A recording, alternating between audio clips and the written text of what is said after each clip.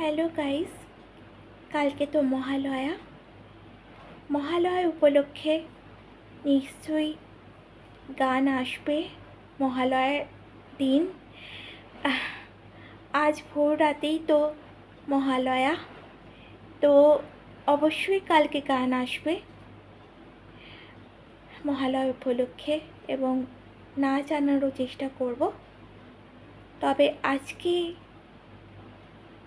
একটু মা শক্তির মৃন্ময়ী রূপ কল্পনা করে দুটো গান মাকে উৎসর্গ করলাম।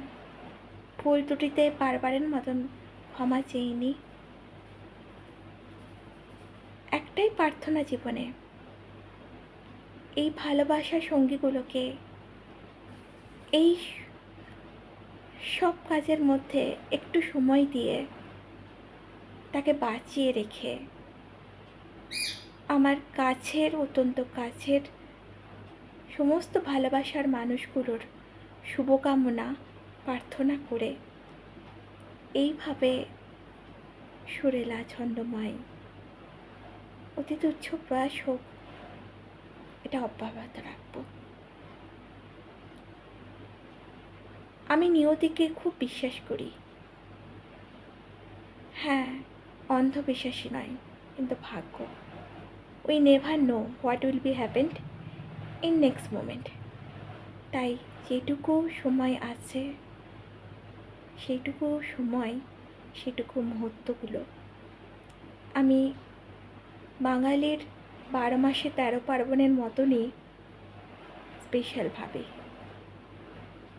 সেগুলোকে একটু সব কাজের মধ্যে সময় দিয়ে একটু নিজের অঙ্গীকারে আনন্দ উপভোগ করার চেষ্টা করি। নিজের সেলফ লাভ, সেলফ রেসপেক্টটাকে বাঁচিয়ে রাখার চেষ্টা করি, যেটা ভীষণ দরকার। প্রত্যেকের জীবন একটা সময় একঘেয়ে হয়ে যায়। আমার মনে হয় যদি সবাই নিজের প্যাশন, যে কোনো কিছু হতে পারে, ভালোবাসার সঙ্গীগুলোকে যদি বাঁচিয়ে রাখে না, জীবন যতই ফাস্ট হোক, যতই মিস্টিরিয়াস হোক, এখান থেকে অক্সিজেন মিলবে, এখান থেকে অক্সিজেন পাবে, তাই না? ভুল ত্রুটিতে বারবার ক্ষমা চেয়ে নিই সমস্ত গুরুজনের কাছে।